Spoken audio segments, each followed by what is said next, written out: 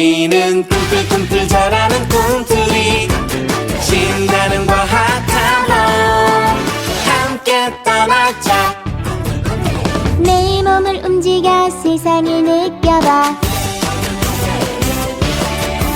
숨쉬고 먹고 노는 우리 몸 신기해. 크고 작은 동물들, 온갖 풀과 나무들 꿈틀꿈틀꿈틀이쳐 과학과 함께. 우리는 꿈틀꿈틀 자라는 꿈틀이 신나는 과학 탐험 함께 떠나자. 우리를 도와주는 편리한 도구들,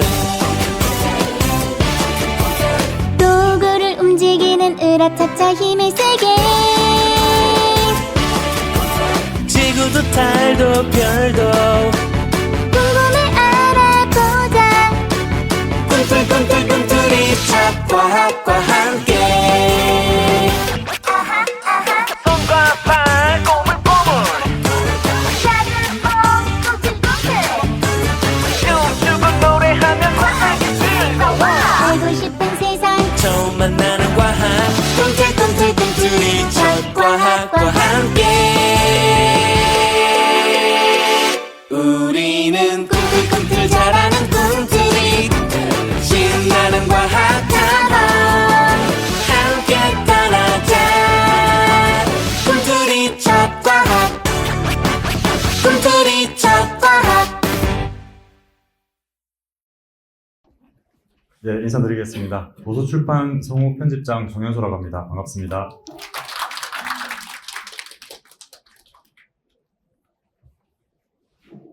예, 꿈틀이 첫 과학 그림책인데요. 과학하다라는 말을 들어보신 적이 있나요? 과학하다. 그런 동사가 없잖아요. 근데 저희가 과학하는 마음이 자라는 이라는 말을 썼어요. 과학하는 마음이 자라는, 과학하는 마음이 자란다는 게 뭘까? 과학하는 마음이라는 책도 있습니다. 단행본으로 나온 책이 있는데 서울대 분자생리학과 전주홍 교수가 쓴 책인데요. 과학하는 마음은 뭘까? 그분은 뭐라고 표현했냐면 열렬한 호기심이다 이렇게 표현을 했어요. 열렬한 호기심. 그리고 과학이라는 게 성공이 아니라 성장하는 과정, 그것이 바로 과학이다 이런 표현을 하셨는데, 우리가 이제 그 토마스 쿤의 과학혁명의 구조 이런 걸 보면 과학은 패러다임이라는 얘기를 하잖아요. 그렇죠? 과학은 패러다임이라고 얘기를 해요. 옛날에 천동설이 정설이었던 시대는 지구를 중심으로 우주가 움직인다라고 생각을 했고, 지동설이 이제 받아들여지면서 코페르니쿠스적인 전환이 일어나고, 과학은 새로운 가설 그리고 새로운 상상력으로 새롭게 끊임없이 부단히 갱신되어 왔던 과정이죠. 그래서 이제 과학하는 마음은 뭘까? 탐구하고자 하는 마음은 뭘까? 여기서부터 시작을 해서 꿈틀이 첫 과학에 대한 말씀을 드리고자 합니다. 먼저 제가 퀴즈를 하나 낼까 하는데요. 저는 퀴즈 내는 걸 좋아하거든요. 아기가 가장 먼저 느끼는 감각이 뭘까요? 아기가 가장 먼저 느끼는 감각. 이거 잘하시네요. 다들 잘하시네요. 예.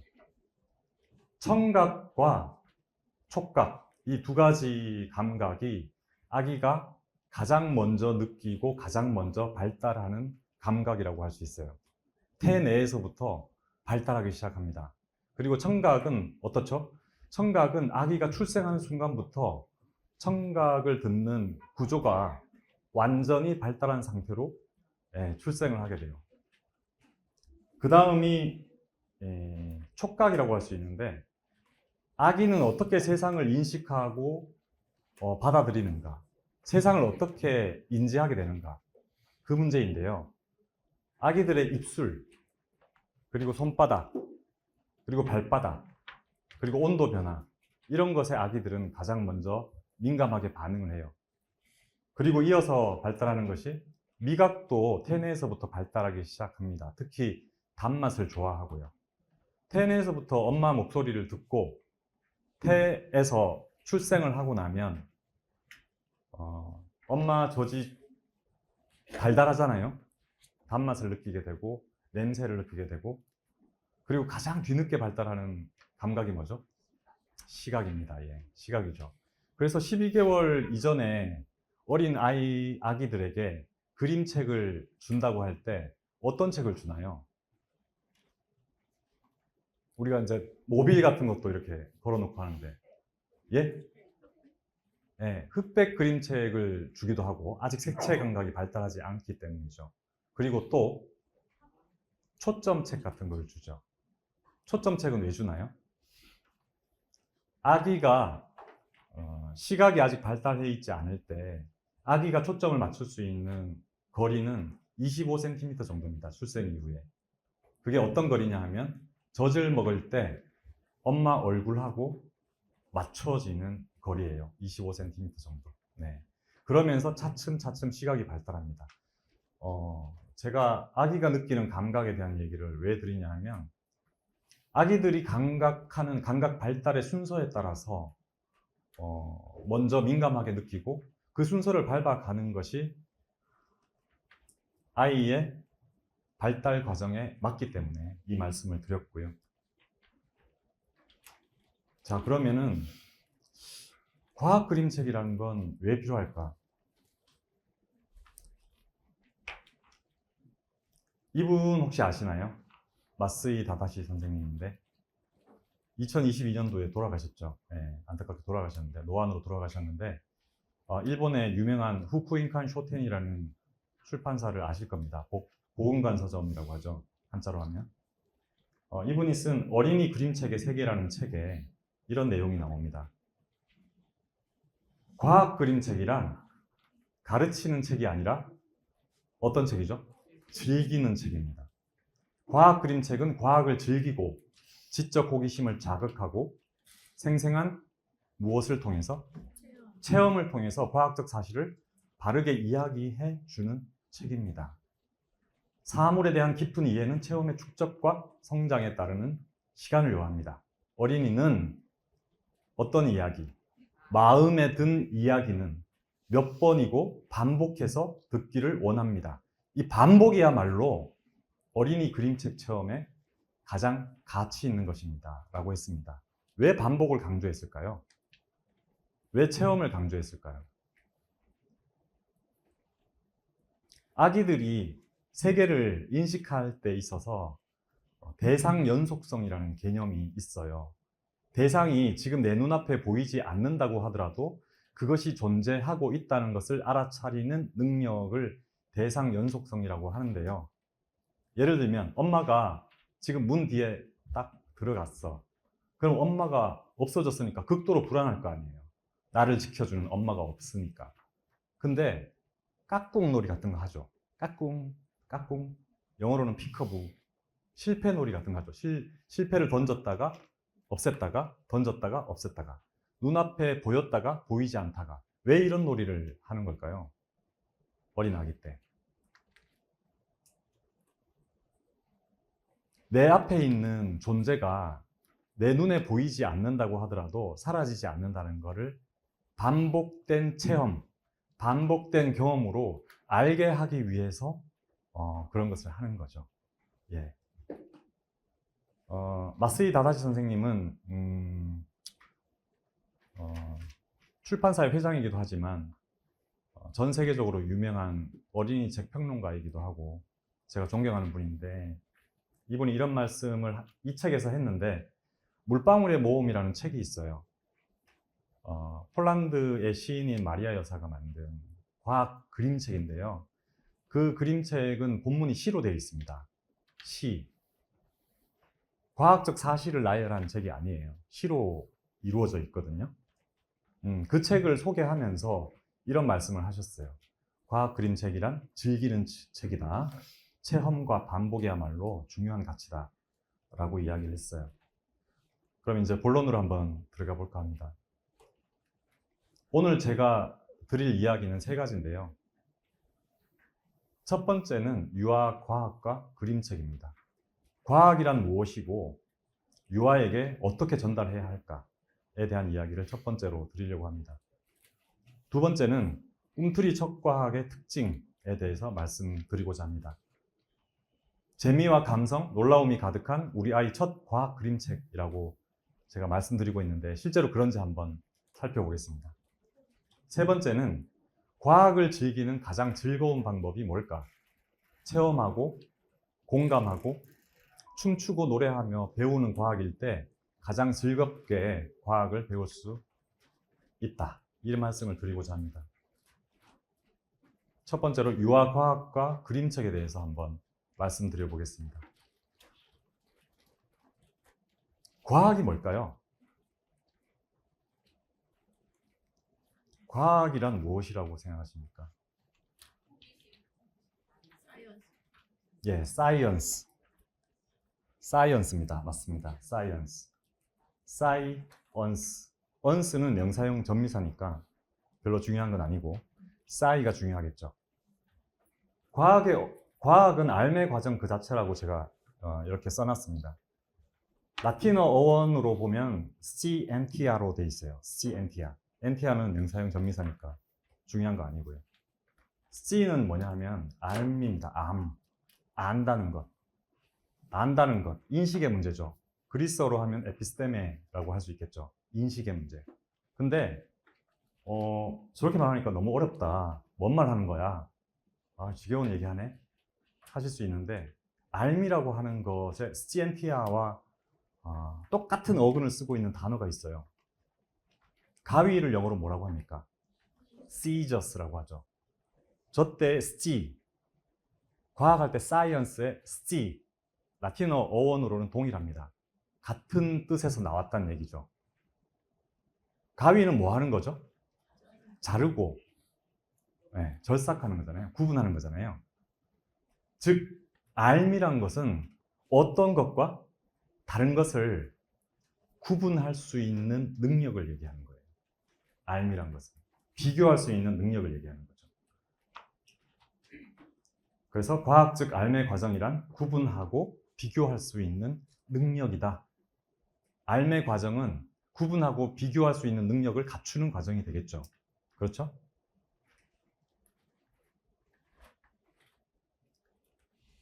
사고의 본질이라는 두꺼운 책이 있는데요. 사고의 본질. 아마 읽어보시지는 못했을 것 같은데 700쪽이 넘는 아주 두꺼운 책이어서 보시기에 좀 어려우실 겁니다. 사고의 본질에서 이게 더글라스 호프스테터하고 에마니엘 상떼가 대담한 것을 엮은 책인데 사고의 본질은 유추라고 했어요. 유추. 이게 참 어려운 책이라서 읽기가 어려운데 다행히도 최혜천 교수님이 이 책의 추천사를 쓰셨어요. 한국어로 번역할 때 추천사를 쓰셨는데 거기서 뭐라고 이야기를 하냐 하면 소가 뭐야? 이런 질문을 던집니다. 소가 뭐야? 최혜천 교수님이 아주 어릴 때는 깡촌 시골에서 사셨대요. 최혜천 박사님이. 깡촌 시골에 샀는데 주변에 이런 소밖에 없는 거예요. 이런 소. 뭐죠? 누렁소. 누렁소밖에 없는 거예요. 아, 누렁소. 아, 저게 소구나. 소란 건 누런 거구나.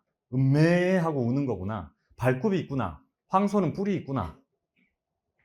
아, 풀 뜯어먹는 애구나. 이렇게 소에 대한 관념을 형성하게 됐죠. 그런데 어느 날 그 시골 동네에 젖소를 키우는 거예요. 젖소를 데리고 온 거예요. 근데 어른들이 얘만 소라고 그랬는데 얘도 소라는 거예요. 머릿속에 지진이 일어났다 그럽니다. 저건 소가 아닌데 왜 소라고 하지? 자신의 경험으로부터 소라고 하는 관념들이 어떻게 바뀌느냐. 제가 방금 전에 과학은 알매 과정이라고 말씀드렸죠. 자, 소라는 관념을 어떻게 획득하게 되는가? 사람은, 아기는 누렁소하고 얼룩소하고 비슷한 점이 뭐죠? 음매하고 울죠. 그죠? 발굽이 있고 황소는 뿔이 있고, 그죠? 더 학문적으로 이제 분류를 하자면 뭐 척추동물이니 반추동물이니 이런 이야기들을 할 수가 있겠죠. 포유류니 이런 식으로. 그런데 그런 깨달음은 이후의 문제라는 겁니다. 지식으로 먹여지는 것이 아니고 체험을 통해서 강화되는 과정을 통해서 인식이 일어나는 거죠. 알미 일어나는 거죠. 그래서 최혜청 교수님은 과거의 누렁소를 봤던 경험, 지금 얼룩소를 본 경험, 이 경험이 연결되죠. 연결되면서 새롭게 정립되는 소라는 범주화가 일어납니다. 카테고리화가 일어나죠. 그래서 소라는 건 저런 동물이구나 라고 깨닫게 되는 거죠. 이런 유추의 과정이 바로 알매 과정이라고 할 수 있습니다.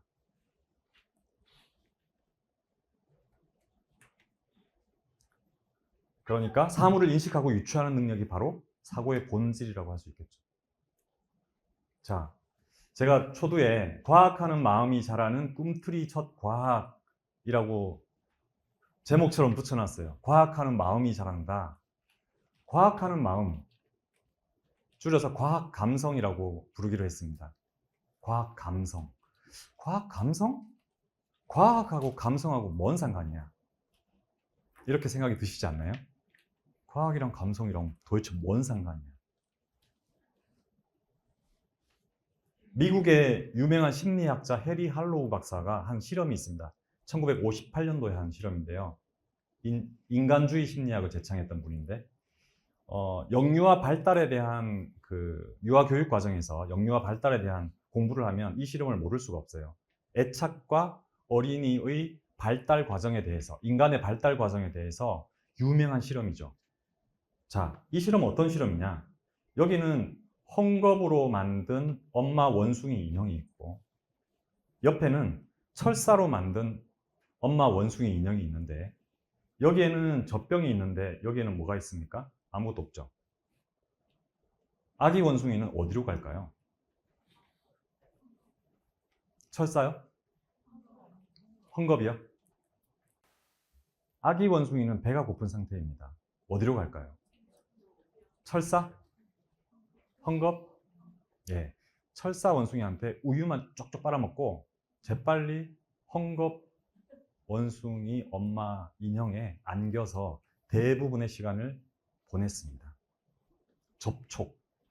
접촉이 주는 따뜻함, 이것이 아기 원숭이의 삶에서 결정적으로 중요한 것이었죠. 애착이라는 것이 존재하지 않는다면, 영어로는 attachment라고 하는데요. 애착이라는 것을. attachment가 뭔지 아세요? 우리가 첨부 파일 보낼 때 attachment라고 합니다. 딱 달라붙는다는 뜻이에요. 딱 달라붙어, 풀처럼. 그것이 바로 애착이에요. 저는 이제 과학하는 마음, 과학 감성, 또는 조금 더 깊이 파고들면 인지 감수성이라는 표현을 쓰고 싶은데요. sentience라고 합니다. 아까는 science였고 이제는 sentience를 이야기하려고 하는데요. sentience는 뭐냐 하면 우리가 이제 유아 지식책 같은 것을 교육을 할 때 늘 그런 말을 합니다. 인지 발달이 중요해요. 우리 아이 감각을 발달시켜줘야 돼요. 자극을 줘야 돼요. 이런 얘기 정말 많이들 하시죠. 근데 감각만 발달시키면 되는 거냐? 그렇지 않죠. 인간은 감각만 느끼는 존재가 아니니까요. 감각과 정서를 통합적으로 느끼는 능력을 센티언스라고 합니다. 그러니까 우리 철학에서는 지각 능력 또는 인지 능력이라고 번역하기도 하고 감응력이라고 번역하기도 하고 또는 이제 쾌고 감수 능력이라고 번역하기도 하는데요. 쾌고 감수 능력이라는 말 들어보셨나요? 쾌고 감수 능력. 좀 특이한 단어죠. 쾌락과 고통을 느낄 수 있는 능력을 쾌고 감수 능력이라고 합니다. 쾌고 감수 능력. 피터 싱어라는 학자가 센티언스를 이야기하면서 많이 하는 말인데요.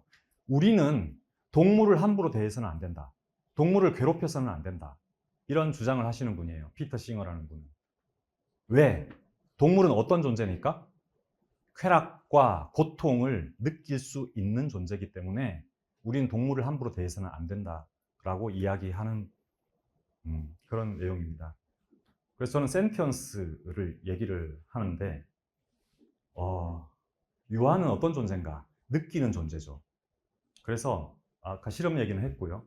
사랑의 본질이 뭘까? 이 실험에서 해리 할로우 박사가 얘기하는 것은 접촉이 주는 따뜻함이야말로 사랑의 본질이 아니겠는가. 그래서 애기들 말 안 듣고 막 엄마한테 막 떼쓰고 막 미운 4살, 뭐 죽이고 싶은 7살 이런 말 쓰잖아요. 그죠? 그런 말을 쓰는데 애기를 혼내더라도 마지막에는 어떻게 하라고 그래요? 많이 안아주어라. 안아주어라. 엄마가, 부모가, 양육자가 너를 사랑하고 있다는 사실을 증명해 주어라. 어떻게 해요? 안아주면 됩니다. 많이 안아줘야겠죠. 자, 요즘 인공지능 시대라 그래요. 인공지능 시대, AI 시대. 인공지능이 인간이 하는 많은 일들을 대체하고 있어요. 그렇죠? 챗 GPT가 어마어마한 많은 학자들이 연구하는 논문 같은 거를 수십 권을 요약해가지고 막 내는 그런 시대에 살고 있습니다. 그런 시대에 인간이 어떤 길을 걸어가야 하는가? 이런 문제들에 직면해 있죠, 우리는. 처음에 초기 단계의 인공지능은 개하고 고양이를 잘 구분을 못했다 그래요. 개와 고양이를 구분을 못했습니다. 엄청난 데이터를 학습시켰음에도 불구하고 잘 못했어요. 근데 사람은 딱 보면 개처럼 생긴 고양이라도 고양이처럼 생긴 개라도 바로바로 알아내는데 인공지능은 그걸 잘 하지 못했어요. 요즘은 기계학습이 워낙 발달해가지고 그런 것도 이제 극복해내는 단계까지 이르렀나 봐요. 그런데 인간하고 인공지능은 뭐가 다릅니까? 본질적으로. 뭐가 다르죠? 예? 감성. 네. 인공지능한테는 사랑하는 능력이 없습니다. 사랑하는 사람의 눈을 들여다보면서 내 마음을 전할 방법이 없어요. 그리고 자기 인식, 자아, 나 흉내낼 수 있을지는 몰라요. 나는 챗 GPT입니다 라고 표현할 수 있을지는 모르죠. 그러나 자아로 발전하는 능력은 없습니다. 나는 누구인가라는 문제를 심각하게 던지고 끊임없이 발전하려고 하는 그런 능력은 없죠. 그리고 또한 주관적으로 경험하는 능력조차 없습니다. 세상을 주관적으로 자신의 주체적인 인식으로 받아들이는 능력이 없죠, 인공지능은. 그러나 인간은 이것을 가지고 있죠. 그래서 우리가 이제 어떤 책이든 어떤 대화든 상호작용을 통해서 어린이가 좋은 사람으로 성장하도록 도우려면 인간상이 필요할 거 아니에요. 어떤 사람이 되었으면 좋겠다. 공부 잘해서 무조건 서울대 의대 가는 사람? 이렇게 되면 좋겠는지, 아니면 전인적으로 발달한 사람이 되면 좋겠는지, 그런 상이 있을 거 아닙니까? 제가 얘기하고자 하는 상은 세상을 주관적으로, 주체적으로 경험하는 존재로서의 인간, 즉 호모 센티언스, 감성을 가진 인간, 과학 감성을 가진 인간, 이 얘기를 좀 드리고 싶었어요. 그러면 유아에게 과학이란 도대체 뭘까? 우리 책을 전부 감수해 주신 분이 조형숙 교수님인데요. 우리나라 유아 과학 교육의 1인자입니다. 조형숙 교수님은. 중앙대 현재 부설 유치원 원장도 하고 계시고 유아교육과 교수를 하고 계시고 옛날 이제 국가교육과학기술자문회의 전문위원도 하셨던 분인데 이분이 이런 말씀하셨어요. 유아에게 과학이란 뭐냐? 자신의 일상생활과 관련된 맥락적인 의미가 있을 때 오래 기억에 남는다라고 얘기했어요. 맥락적인 의미? 그게 무슨 말이냐? 아이한테 의미 있는 사건이냐 아니냐에 따라서 아이들한테는 의미가 있다는 거죠. 꿈틀이 척과학 그림책은 삶 속에서 구성한 이야기, 유아의 삶 속에서 구성한 이야기고, 그래서 우리 아이들 마음 속에 탐구하고 싶은 마음, 미래과학자의 꿈을 키워주겠다, 이런 얘기를 해주셨어요. 그런데 다 좋은데 왜 하필이면 그림책으로 과학을 만날까? 학원을 보내도 되고, 그죠? 과학을 왜 그림책으로 만나느냐에 문제가 있죠. 도대체 왜? 그림책이야말로 지식을 전하는 가장 효과적인 도구이기 때문에 그렇습니다. 저는 사실 엄마가 전지전능한 존재라면 그림책 무용론을 얘기할 수도 있어요. 그림책이란 건 필요 없는 것일지도 모른다. 그러나 실제로 어때요? 엄마와 아이의 대화를 보면 자신의 생활 세계에 한정돼 있죠. 먼 미래라든지 바깥 세상이라든지 내 상상력 속에서 상상력을 자극하는 이야기라든지 이런 것들은 결여되어 있죠. 그렇기 때문에 그림책을 통해서 세계를 간접적으로나마 체험하는 것이죠.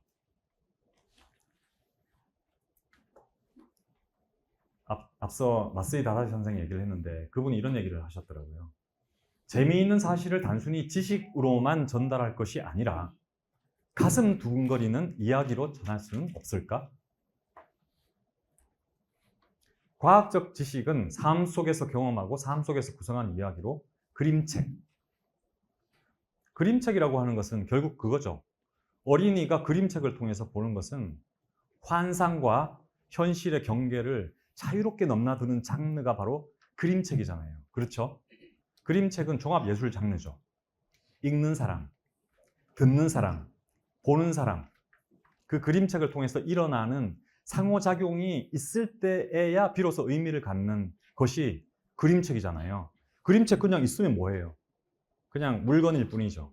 그러나 그것을 보면서 일어나는 머릿속에 엄청난 변화들, 그것이 바로 마음속에 일어나는 변화들, 그것이 바로 그림책의 힘이죠. 그래서 저는 그림책이라는 건 기본적으로 지식을 전달하는 매체일 뿐만 아니라 엔터테인먼트이기도 하다라는 말씀을 드리는데, 어린이가 즐거워야 하기 때문에, 재밌어야 보기 때문에 엔터테인먼트적인 요소를 갖고 있는 거죠.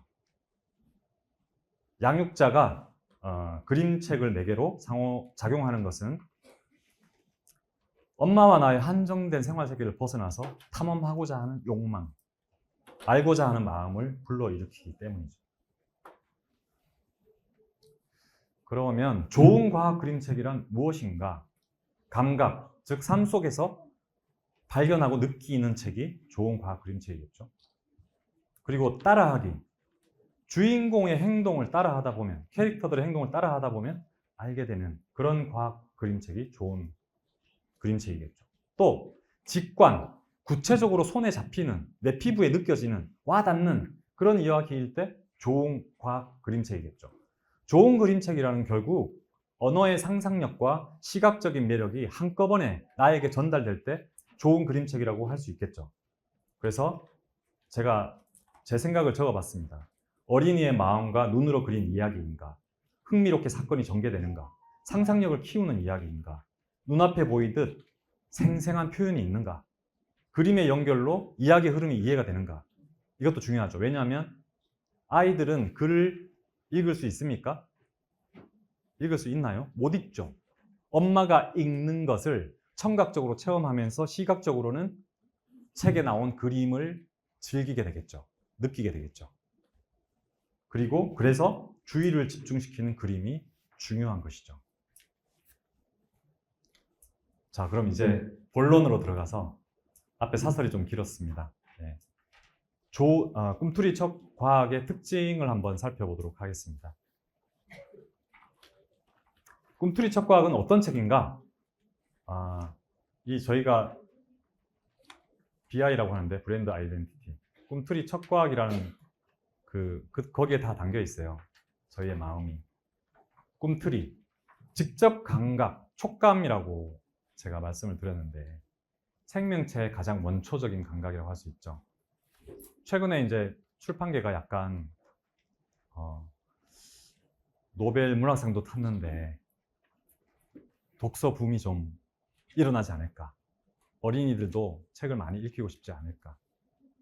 한강 작가의 채식주의자라는 책을 읽어보면 그 나무가 되어가는 여성의 이야기가 그려지잖아요. 그 사람이 마지막에 주인공이 마지막까지 남는 감각, 그건 뭔가요? 촉각이죠. 촉감. 생명체의 가장 원초적인 감각. 그러니까 꿈틀이는 직접 더듬어 만지면서, 아까 제가 입술, 손바닥, 발바닥, 체온 같은 것을 민감하게 느낀다고 말씀드렸습니다. 더듬어 만지면서 세상을 탐색하는 어린이의 마음. 그 다음에 어린이는 성장하고 싶죠. 그죠? 잘하고 싶습니다. 더 강한 존재가 되고 싶어 해요, 어린이는. 그렇게 성장하려고 하는 어린이를 상징하는 이미지이기도 하고요. 꿈틀꿈틀. 그리고 우리 아이들의 과학 감성이 자라기를 바라는 마음을 담았습니다. 그 다음에 첫 꿈틀이가 이렇게 싹 베어 물었는데 처음 만나는 과학이죠. 보통 과학 그림책을 몇 살 정도에 찾으시나요, 엄마들이? 4살 정도에 찾으시죠. 4살. 한국 나이로 4살 정도에. 저희도 4살을 중심 타겟으로 했는데, 제가 맘카페라든지 뱅구닷컴이라든지 이런 데 막 보면 엄마들이 처음 드리는 시기는 보통 한 31개월 정도에 구매를 하시더라고요. 그때 많이 일어나더라고요. 자, 그러면 24개월에서 60개월, 많게는 한 72개월까지 3, 5세 유아를 위한 책이라고 했는데, 심리학에서는 질문 연령이라는 게 있어요. questioning age라고 하는데 2살부터, 만 2세부터 6세 정도까지, 24개월 이후부터 6세 정도에 이르는 시기까지 아이들이 계속 묻는다는 거예요. 엄마, 왜? 왜? 그거 왜 그렇게 됐는데? 왜? 라고 질문을 던지는 시기예요. 그런데 우리는 아이의 질문, 아이가 아이답게 느끼는 아이들의 마음의 질문, 그것에 답하고 있는가 하는 문제에 봉착해 있는 거죠. 어른이 물이라는 건 말이야, 수소 원자 2개하고 산소 원자 1개가 만나가지고 만들어진 건데 말이야, 이런 특성을 가지고 있어. 가만히 놔두면 형체를 유지하지를 못해. 이런 식으로 아무리 설명해봤자 아이들에게 와닿지 않기 때문에 거기서부터 배워지는 것이 아니고 잊어버린다는 얘기입니다. 그래서 유아의 발달 과정에 꼭 맞는 그림책이 필요한 것이고요. 그래서 감각적, 직관적 경험을 통해서 유아에게 반복된 경험을 제공할 필요가 있는 것이죠. 그러면 이제 과학 그림책이다. 그럼 과학 그림책을 어떻게 접근하면 좋으냐? 지식보다는 정서적인 접근이 더 중요하다고 생각합니다. 재미있고 즐거운 경험, 공감하는 경험, 자신의 감정을 대변해주는 존재인 여기 나오는 주인공들, 캐릭터들, 그 감정을 함께 만나는 경험이 과학을 알고 싶게 하겠죠. 그리고 그림책을 누구랑 읽습니까? 대체로 엄마랑 같이 읽겠죠. 엄마 또는 아빠 또는 양육자. 그림책으로 나한테 의미를 부여해주고 나를 사랑해주는 존재와 대화하는 과정이어야 되겠죠. 그래서 여기서 중요한 것은 안전함을 느끼는 건데요. 아까 대상 연속성이라는 것에 대한 말씀을 드렸습니다. 엄마가 바로 옆에 있어요. 엄마가 옆에 있으면 나는 안전하죠. 엄마가 없으면 불안하죠. 분리불안이 생기죠. 많게는 13세까지도 가죠. 분리불안이라는 건. 근데 엄마가 옆에 있다는 것은 안전하다는 뜻. 엄마는 즉 안전기지죠. Secure Base라고 하죠. 그 안전기지가 든든하게 내 곁에 존재한다는 것을 인식하고 있을 때 비로소 저건 뭐야? 이건 뭐지? 라고 탐색하는 과정들이 일어난다는 거죠. 예. 그래서 꿈틀이 척과학 그림책은 이렇게 좀 접근을 했습니다. 전체 구성을 보시면 43권으로 되어 있습니다. 본책 40권, 별책 3권. 정가 44만 원, 할인가 39만 6천 원. 12월 9일부터 나옵니다. 전체 목록을 한번 보면 과학 영역 권 주제가 지금까지 보셨던 과학 지식 그림책, 과학 동화라고 불렸던 장르에 잘 안 보이는 것이 있을 거라고 생각합니다. 어린이의 마음을 담고 싶었어요. 나의 과학, 살아있는 과학, 쓸모있는 과학, 사물과 힘의 과학, 세상을 만나는 과학, 이렇게 영역을 잡았고요. 그러니까 아까 말씀드렸던 것처럼 아이들의 궁금함, 아이들의 질문에 대답하는 책을 만들고 싶었어요. 진짜 아이들이 궁금해하는 것. 그래서 호흡이 아니라 숨 쉬는 나, 다른 과학책에 난생, 태생 빠지는 책들이 없죠. 꿈틀이 첫 과학에는 없습니다. 난생, 태생이라는 거. 알 낳고 새끼 낳고 이게 중요한가? 그것을 아는 게 중요한가? 엄마의 사랑을 느끼는 게 중요한가?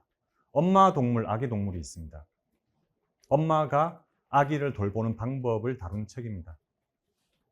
큰 동물, 작은 동물 이것도 다른 책에서는 볼 수가 없죠. 똥 누는 나 이런 책 잘 없죠. 느끼는 나 이런 식으로 아이들의 마음을 담아서 아이들의 궁금함에 대답하는 책을 만들고 싶었습니다. 손과 발 같은 것도 마찬가지고요.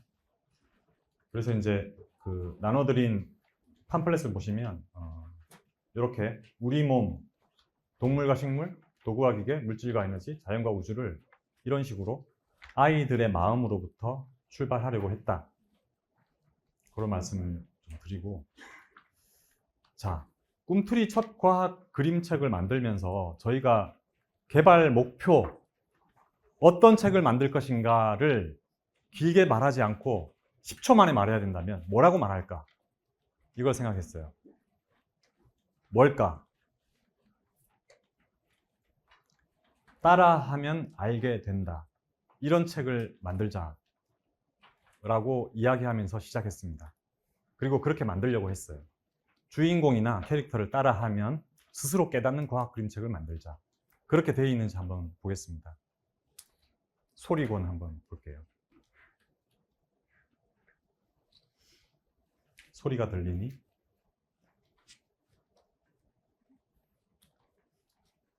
그림책은 결국 어린이 문학 장르인데요. 최소한의 서사 구조를 가질 수밖에 없습니다. 이야기 구조가 없이는 재미가 하나도 없으니까요. 근데 그 이야기 구조가 어떻게 아이들에게 체험을 반복적으로 강화시켜 주는지 그거를 잠깐 보여드리려고 합니다. 트림 나올 때, 꼭 트림 나올 때 목에 손을 대봐. 떨림이 느껴지니? 발단이죠. 현실에서 하는 체험입니다. 방귀를 뿡 낄 때 소리 나는 곳에 떨림이 느껴지니? 내 똥구멍이 떨려서 방귀 소리가 나는 거야. 체험이 반복되고 있죠. 케첩을 짜면 푸르르, 풍선 바람 필 때도 푸르르, 방귀 소리가 나는 거랑 비슷하죠. 이렇게 하면 입술이 부르르 떨리는 소리가 나죠. 체험의 반복과 변주가 일어나죠. 자, 그럼 뭘 알게 되나요? 이렇게 계속 반복하면. 이상하다. 소리는 뭔가 떨리니까 나네. 소리는 무언가 떨릴 때 나는 거야. 이런 인식을 귀납적인 체험을 통해서 얻게 되죠. 그래서 의자를 끌 때도 시리얼을 씹을 때도 뭔가 떨리고 있구나. 이런 느낌을 갖게 됐겠죠. 유리잔을 팅팅 땡땡 이렇게 치다가 여기 보세요. 애 완전 신났죠 지금. 막 소리 나니까 신나서 막 치고 있죠. 쨍그랑 큰일 났어. 유리컵이 깨졌어. 이제 엄마한테 혼날 일만 남았죠. 그죠? 위기가 왔습니다. 사건이 발생했죠. 여기서 이제 체험의 심화가 일어나는데 손을 대면 북도 정도 떨림이 느껴져. 자세히 들여다보면 떨리는 게 보여. 북을 둥 치면 표면이 떨리는 거. 종을 댕 치면 떨리는 게 보이죠. 소리를 내는 악기는 다 떨리죠. 스피커 둠칫둠칫 하면서 오목하고 동그란 부분을 만져봐. 움직이고 떨리는 게 손에 느껴지지? 근데 이제 절정에 달았어요. 엄마가 왔어요. 큰일 났죠. 애 표정을 보세요. 이제 난리 난 거예요. 야, 큰일 났다. 엄마가 나타났어. 클라이맥스입니다. 근데 어떻게 됐어요? 엄마가 리듬에 몸을 맡기고 멋지게 춤을 추기 시작했어. 위기가 해소됩니다. 아이들의 안전 욕구가 충족되죠. 이렇게 아이가 자신의 삶과 관계 있는 맥락적 의미가 있는 살아있는 이야기여야지만 반복해서 읽고 싶어지겠죠. 그리고 반복해서 읽다 보면 소리는 뭐라고요? 떨림이죠. 사물, 물체의 떨림이 없고서는 소리라는 것은 발생하지 않죠. 근데 진동이니 주파수니 그런 어려운 이야기들, 그런 이야기들이 필요한 게 아니라는 거죠. 자, 우리가 본문을 통해서 귀납적인 반복적인 체험의 결과 뭐가 생깁니까? 소리는 물체의 떨림이 어떤 식으로든 내 귀에 전달되어서 일어나는 것이라는 것을 알게 되죠. 과학 지식, 즉 개념이 형성됩니다. 만약에 처음부터 소리의 높낮이, 초음파 등등등등등등 유아기에 굳이 몰라도 될 내용까지 막 가르치려고 때려 넣었다고 한번 생각해 보세요. 알고 싶을까요? 아, 엄마가 날 가르치려고 지금 작정을 하셨구나. 이 책이 날 가르치려고 덤벼드는구나. 이렇게 느끼겠죠. 호기심의 싹, 알매불시가 사라지면 안 된다는 거죠. 체험하는 그림책의 중요성에 대해서 제가 자주 인용하는 말인데 이런 말이 있습니다. 가르쳐라. 그러면 잊어버릴 것이다. 보여주어라. 그러면 기억할 것이다. 직접 겪게 해라. 그러면 이해할 것이다. 나디아 랄라크라는 심리학자가 한 말입니다. 환경교육학자. 아동교육을 하시는 분이죠. 직접 경험하게 하는 것의 중요성. 간접 체험조차도 생생하게 체험하는 것. 그것이 중요하다는 뜻이죠. 자, 그러면 꿈틀이 척과학은 세 가지 특징을 가지고 있다고 말씀드릴 수 있는데요. 재미와 감성, 놀라움으로 가득한이라고 표현을 썼는데 재미, 감성, 놀라움 이 세 가지 키워드를 실제로 그런지 한번 간단하게 살펴보겠습니다. 황금똥맨 출동이라는 책이 있고 나무가 참 좋아 라는 책이 있고 탈 수 있을까 라는 책이 있네요. 한번 보죠. 황금똥맨 출동. 황금똥맨 뭐 하는 애죠? 여기 연구소가 있네요. 황금똥을 찾는 애죠. 찾는 애가 나왔어요. 캐릭터가. 누구나 똥을 누죠. 할머니도 할아버지도 졸려도 바빠도 애기는 기저귀에 똥을 싸네요. 그래서 황금똥맨이 배관 타고 다니면서 지금 찾고 있죠. 동물의 똥 얘기도 재밌게 넣어놨고요. 원백 같은 애는 네모난 똥을 누죠. 똥을 왜 눌까? 이게 아이다운 궁금증이 아닐까 생각합니다. 도대체 똥을 왜 눌까? 먹으니까요. 먹으니까 누죠. 먹으니까 싸죠. 먹은 것이 똥으로 나온다. 아, 똥이 안 나와. 똥이 안 나와. 왜 안 나올까? 채소는 안 먹고 고기만 먹었나 보군. 그래서 아이들이 쉽게 따라할 수 있는 과학 정보를 이렇게 담았어요. 똥 잘 누는 법이라고 해서. 그래서 해보자 하면서 이제 황금똥맨이 응가 하면서 응원을 해가지고 똥을 퐁퐁퐁 눕니다. 성공! 그럼 어떤 똥을 누웠을까? 궁금하잖아요. 물똥, 진똥, 딱딱한 똥, 황금똥. 이거를 그냥 보여주면 아 그렇구나 하고 말 텐데 좀 알고 싶게 해야 되잖아요. 궁금하게. 배 아파 하면 이런 똥 누고 똥이 잘 안 나와 하면 이런 똥을 누고 밥을 너무 빨리 먹었나? 똥이 쑥 잘 나오네. 이렇게 해서 애들이 알고 싶게 만드는 장치를 넣었어요. 그리고는 이제 환상에서 현실로 돌아오는 구조로 되어 있죠. 이렇게 황금똥맨 살펴봤는데요. 똥을 애들이 왜 이렇게 환상할까요? 좋아할까요? 아이들은 왜 똥 얘기만 하면 자지러질까? 똥 이야기를 하면 즐겁하는 아이들의 모습, 어른들의 모습이 재밌다. 아이들에게 똥은 어른들이 만든 질서를 허틀어뜨릴 재료가 된다. 그래서 지저분함이 결국 아이들에게 해방감을 준다는 거죠. 즐거운 거죠. 똥은 무엇을 상징하는가? 서천석 박사는 소아정신과 의사잖아요. 아이들의 무의식 세계를 연구하고 치료할 때 적용하는 분이죠. 똥은 무엇을 상징하는가? 자기 또는 자기가 생산한 것을 상징하죠. 즉 자아의식을 상징하고 아이들에게 배변이라고 하는 것은 창조행위라고 할 수 있죠. 그렇기 때문에 아이들에게 똥은 재미있는 겁니다. 자, 그 다음에 이 책 보셨죠? 지금 보고 계시죠? 나무가 참 좋아. 나무가 참 좋아라는 책을 만들 때 나무라는 거를 어떻게 아이들이 알면 좋을까? 나무를 어떻게 설명하면 좋을까요?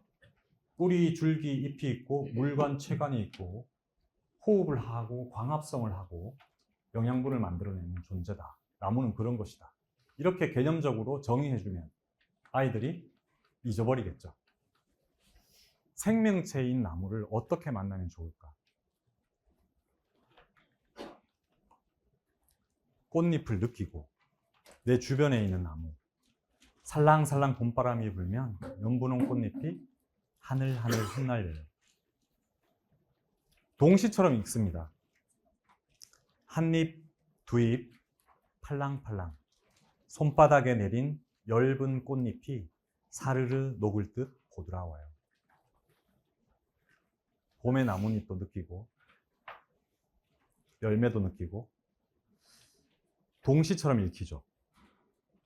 여기에는 엄격한 운율들이 갖춰져 있어요. 한번 보시겠어요? 3, 3, 5 또는 3, 4, 5로 이루어져 있는 율격을 갖추고 있습니다. 초록옷 갈아입은 나뭇잎 옆에 빨간 열매가 얼굴을 빼꼼, 알알이 동글동글 귀여운 벗지 다 볼까 홀짝 뛰어올라요. 마지막 문장을 제외하고는 다 율격을 갖추고 있죠. 정형시 같죠. 동시라고 하는 것은 기본적으로 정형시의 형식을 가지고 있죠. 아름다운 수사를 갖추고 있고요. 나무는 보금자리이기도 하죠. 새들이나 동물들의 보금자리이기도 하죠. 여름에 나무 그늘에 시원한 바람을 맞으면 그 불어오는 바람의 느낌이 있죠. 나무 밑에서. 비가 오면 커다란 우산이 되고 나무에서 나는 내음이 있죠. 향긋한 내음. 줄기, 껍질은 또 독특한 감각을 갖추고 있죠. 거칠거칠한. 나무 하나, 친구 하나 짝이 되지요. 이렇게 숨바꼭질하면서. 가을의 나뭇잎, 단풍을 느껴볼 수 있고 뿌리도 이렇게 솟아있는 걸 볼 수 있죠. 울퉁불퉁 굵은 뿌리. 즉 아이들의 감각과 감성, 아이들이 생활 속에서 만나볼 법한 것으로 나무의 잎, 줄기, 뿌리를 만나고 있는 거죠. 감각적으로 또 감성적으로. 언제나 그 자리에 서 있는 나무. 흰 눈이 내려앉은 겨울나무는 잎도 꽃도 없이 춥지 않을까. 한겨울 추위도 힘껏 견디며 매일 같은 그 자리에 서 있는 나무. 내 마음 포근하게 안아주어요. 이렇게 끝났습니다. 프랑스의 철학자 알랭이라는 사람이 있어요. 그분은 뭐라고 얘기했냐면 이렇게 얘기했습니다. 산문은 도보요. 산문글, 그냥 설명하는 설명문 같은 글도 있죠. 산문은 이렇게 걸어가는 도보라고 얘기했습니다. 운문은 뭐냐? 운문, 시 같은 거죠. 이렇게 동시 같은 거. 운문은 무도다. 무도다. 춤을 추는 것이죠. 춤을 추는 거죠. 운문은 무도예요. 무도에서 중요한 것은 무엇입니까? 흥이죠. 흥. 흥이 먼저 있고 따라오는 것이지, 즉 정서적인 경험이 있고 따라오는 것이지 내용은 그 다음에 오는 것이죠. 생명에 대한 정서적 경험이 왜 중요한지 보겠습니다. 감성, 살아있는 생명에 대한 태도는 어때야 될까요? 그림책에서 시적 언어와 그림은 상호 보완적 관계에 있습니다. 그래야 생명의 따뜻함을 감각할 수 있으니까요. 과학 그림책인데 왜 아름다워야 할까요? 과학 그림책인데. 그림책 읽기라고 하는 것은 기본적으로 감각적 즐거움만 줄 뿐 아니라 심미적 즐거움까지도 주기 때문이죠. 그것이 결합된 행위, 예술적 감수성을 느끼는 것이 그림책 읽기의 본질이기도 하기 때문입니다. 그리고 과학은 어떻게 인간적 가치를 실현할 수 있을까?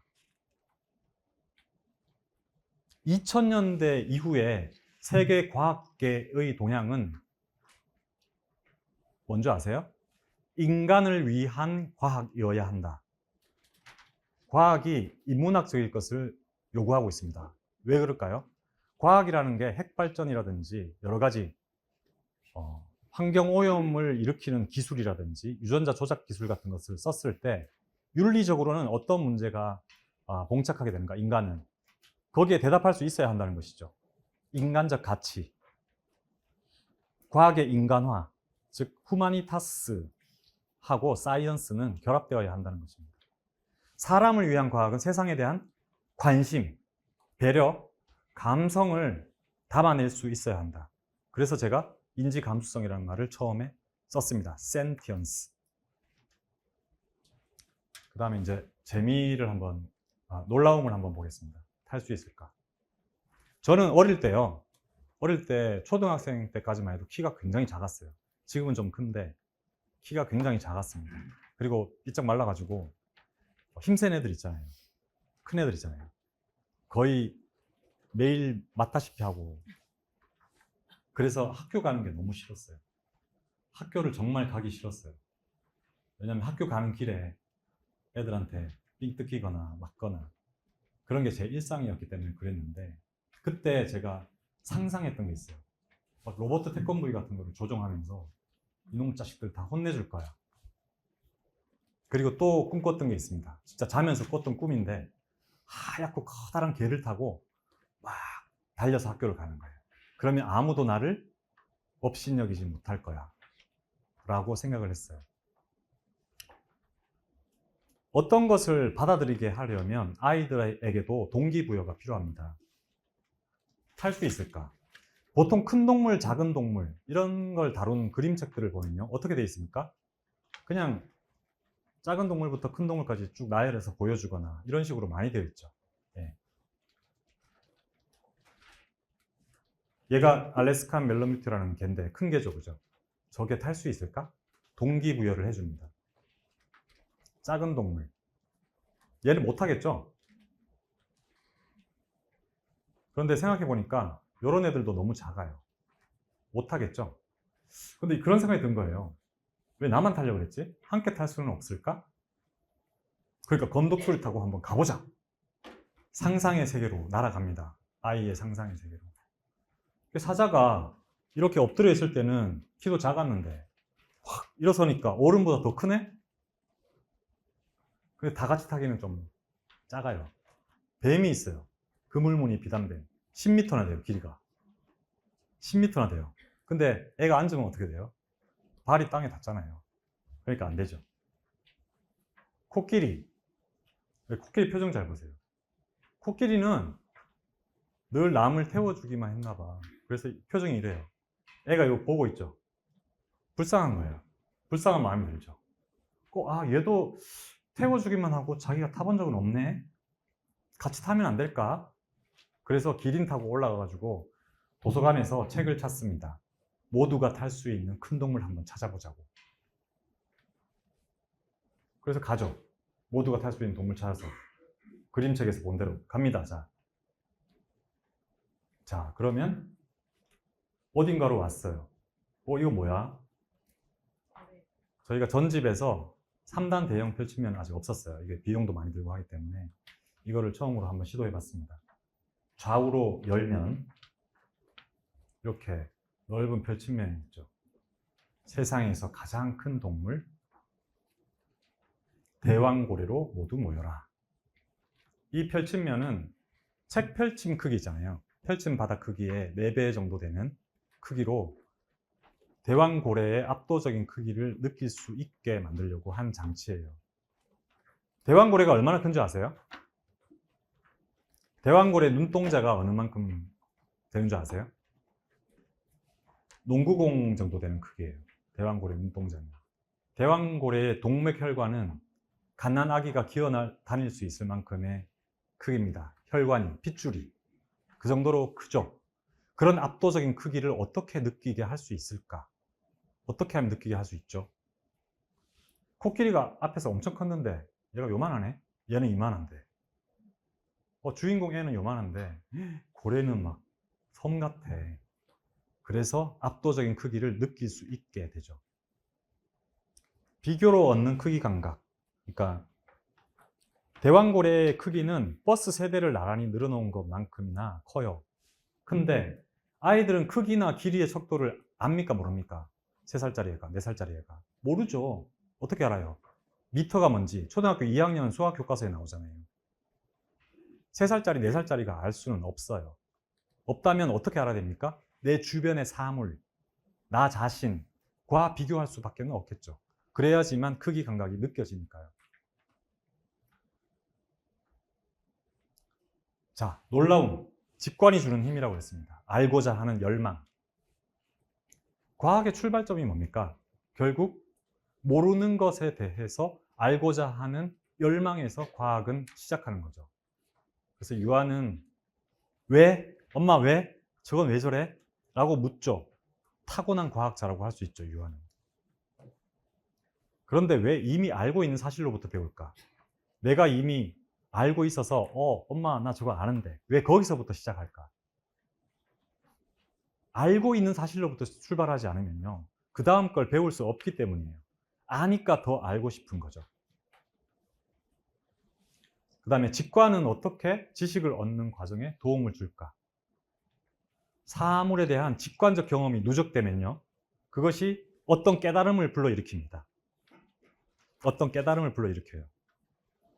아까 제일 처음에 소에 대해서 얘기했듯이 여러 가지 직관적 경험들이 종합되면서 아, 소라는 건 그런 존재구나 깨닫게 되죠. 그러면 논리가 형성되죠. 그런데 제일 중요한 건 순서가 중요해요. 지식으로부터, 어른들이 구성해 놓은 지식으로부터 들어가면 아이들은 배울 수가 없어요. 체험으로부터 누적되어야 하는 것이죠. 그래서 반복이 중요하다고 하는 것입니다. 대왕고래 얘기가 나와서 하나의 에피소드를 말씀드리고자 하는데, 지금까지 과학 그림책들을 보면 다 흰긴 수염고래라고 써있지 대왕고래라고 써있지 않았을 거예요. 왜냐하면 국어사전에는 대왕고래라는 말이 안 써있고 흰긴 수염고래라고 써놨거든요.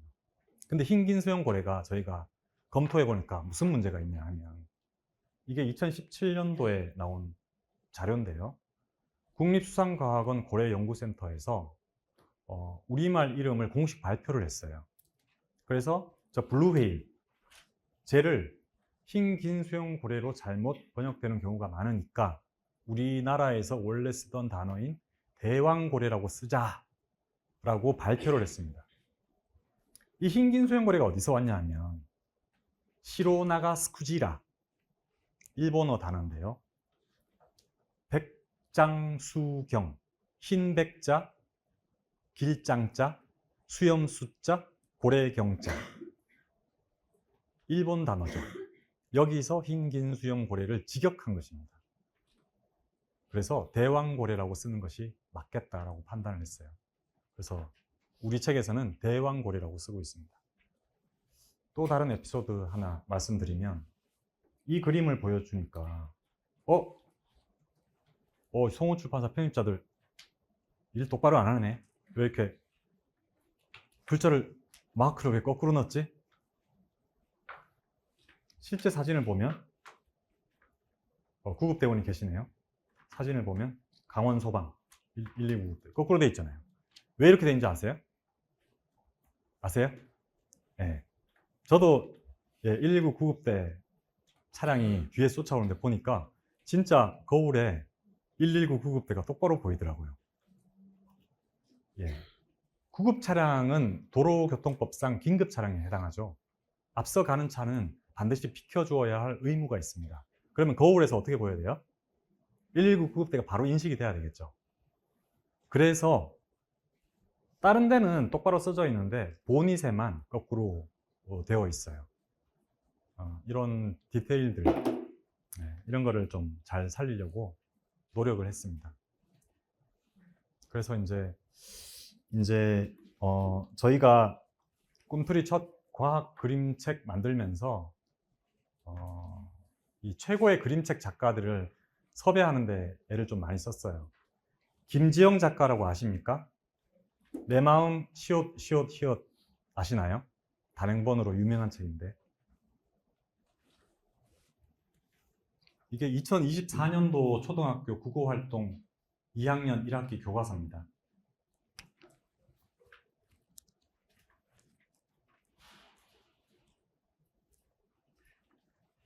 여기 보면 이제 여러 페이지에 걸쳐서 이분의 작품이 실려 있어요. 내 마음 시옷. 이 작가님이 우리 첫 번째 권 내 몸은 느껴를 그려주셨어요. 네. 그리고 오정택 작가, 그 다음에 정금자 작가, 안은진 작가, 그 다음에 이주미 작가, 이명애 작가. 이명애 작가도 최근에 휘술이 2번 울릴 때까지 사계절에서 나온 책 있죠.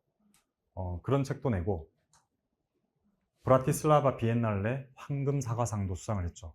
아주 유명한 작가입니다. 당연히 화료도 비싸죠. 예. 이렇게 이제 많은 투자를 한 작품이다 보니 근데 왜 그렇게 비용을 많이 들어가면서 하려고 했느냐 그거였어요. 단 한 가지 마음. 그림책을 그림책답게 만들고 싶었어요. 그림이 제대로 나와야지만 그림책으로 읽힐 수 있기 때문에 좋은 그림책을 만들려면 그림의 비중이 너무너무 중요하기 때문에 그렇게 했다는 말씀을 드릴 수 있을 것 같아요. 마지막으로 과학을 만나는 가장 즐거운 방법 말씀을 드려볼게요. 이 얘기는 뭐 더 안 해도 될 것 같은데 아이가 삶 속에서 겪는 이야기로 과학을 체험하는 것의 중요성에 대해서 말씀을 드렸고요.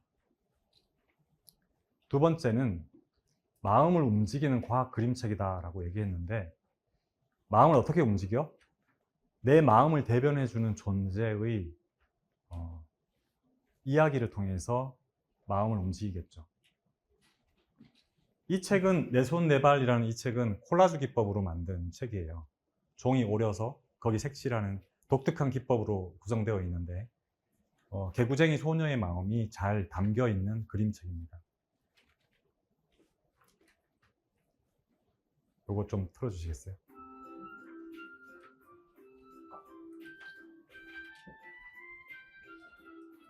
그리고 세 번째는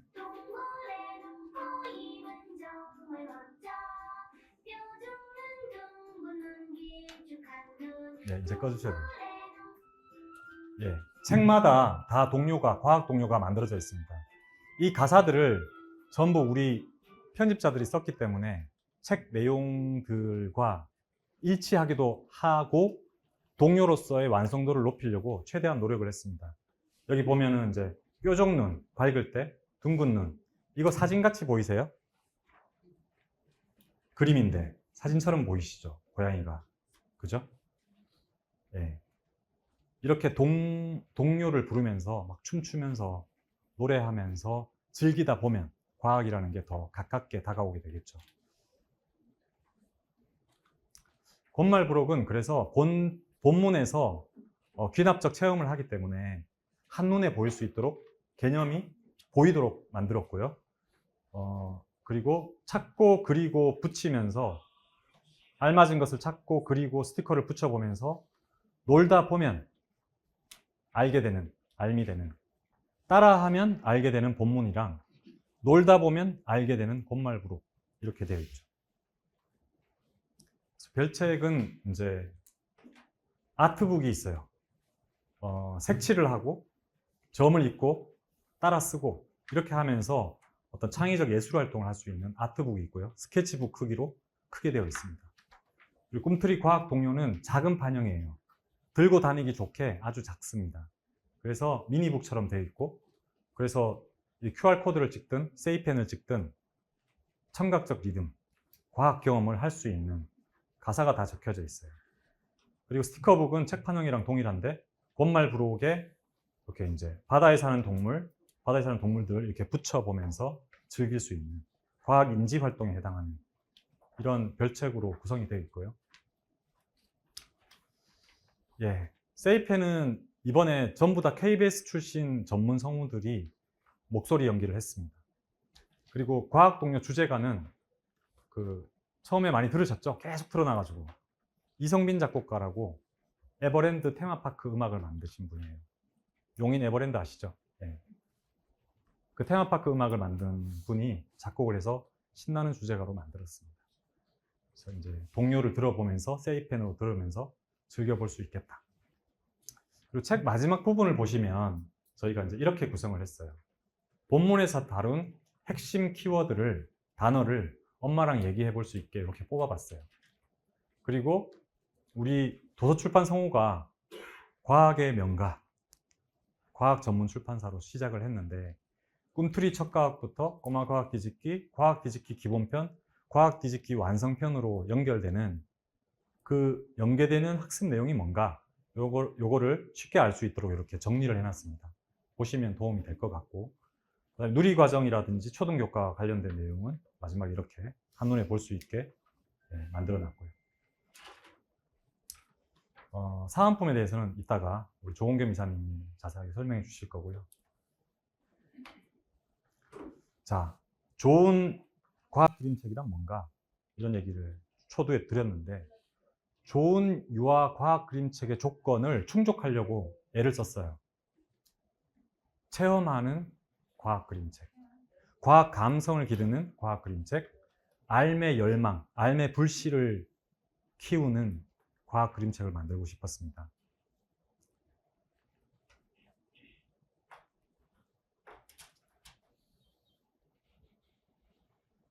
아이들의 발달 과정에 꼭 맞는 과학 그림책, 아이들 편에서 아이들 마음을 대변하는 그림책, 이걸 만들고 싶었습니다.